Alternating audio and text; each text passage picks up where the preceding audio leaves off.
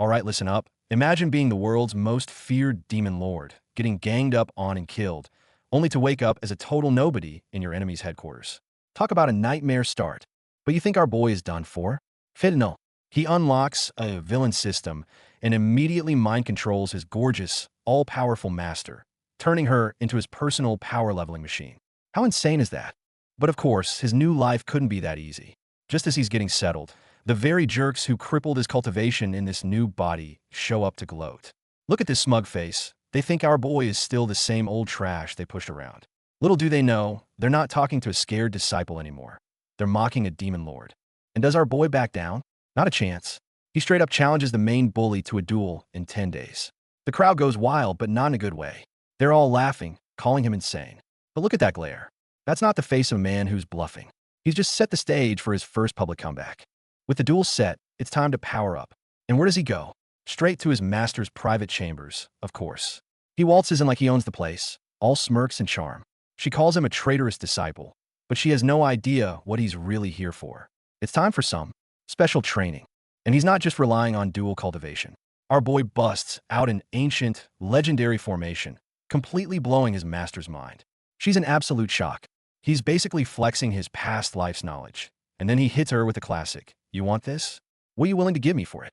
The power dynamic is completely flipped. The back and forth between these two is wild. 1 minute he's teasing her about needing to eat like a mortal. The next she's calling him naughty. But just when it seems like fun and games, he drops a bombshell. Oh, by the way, I set up a deadly killing formation in the back palace. Don't wander around. It's a sweet threat, reminding her that he's always in control. Meanwhile, his master watches from the shadows, her feelings a total mess. But forget her drama. Our boy is about to undergo a massive transformation. He's got a divine tier fruit and a god tier cultivation technique from the system. He's literally about to rebuild his entire foundation from scratch, aiming to become the strongest in the continent. The system confirms it. His cultivation was wiped clean, down to 0. But with a godly technique and a divine fruit, that's just a minor setback. He activates the breakthrough. In BEM, the system simulates months of cultivation in seconds. First realm, second, third, all the way to the 9th realm in one go. This isn't cultivation, this is speedrunning life. But is he satisfied with the 9th realm? Of course not. That's for ordinary people. After 7 more days of intense cultivation, he pushes past the limits of what's considered possible, breaking through to the legendary 10th foundation stage. The system confirms it, he did it. He's literally rewritten the rules of cultivation. Just as they're in the middle of, another cultivation session, they're interrupted. Someone is outside the palace. And it's not just anyone, it's the master of Tianxing Peak, another high-ranking elder.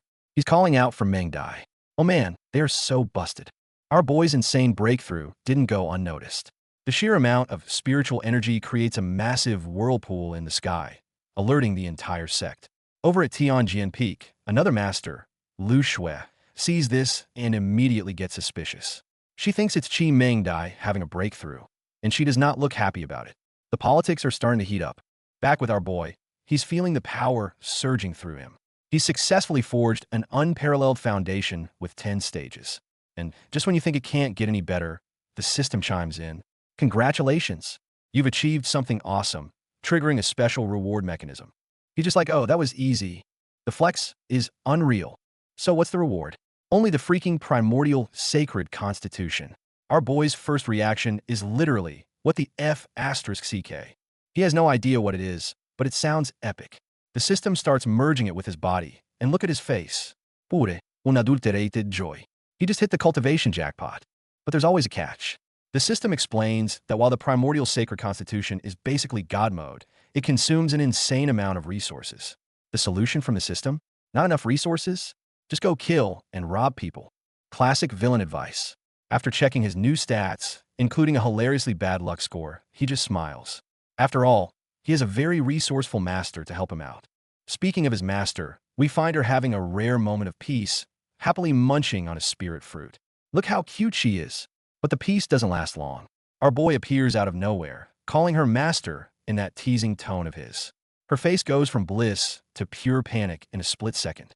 She's trying to act tough, complaining that he's taken over the rear court, so she can't even take a bath. Big mistake. Our boy sees an opening and takes it, offering to personally serve her in her bath. The absolute audacity. Of course, she freaks out and runs for it. He's having way too much fun messing with her. And just as their little game is cut short, there's a visitor. Tianjin, the master of Tianxing Peak, is right outside the door calling for her. The timing couldn't be worse. The ultimate third wheel has arrived, and he's a powerful one. The new guy, Tianjin, tries to play the hero, offering her a high-class healing pill. But she turns him down, saying she just needs rest. And while this soap opera is happening outside, the system pops up for our boy inside. Reward for dual cultivating. Aptitude plus 100. LMAO. If only Tianjin knew what kind of rest she was getting. Meanwhile, word of our boy's duel is spreading. Back at the palace, the love rival is pulling out all the stops, playing a romantic song on his flute for the master. But just as he's in his element, BAM, our boy grabs his master from behind. He is not letting anyone else get her attention. He even has the gall to mock the guy's flute skills internally. Then he turns to his master and says, "Hey, since we're so close now, how about you lend me some resources?" The system literally goes, "Wow, host is so evil," and give him 500 points for it.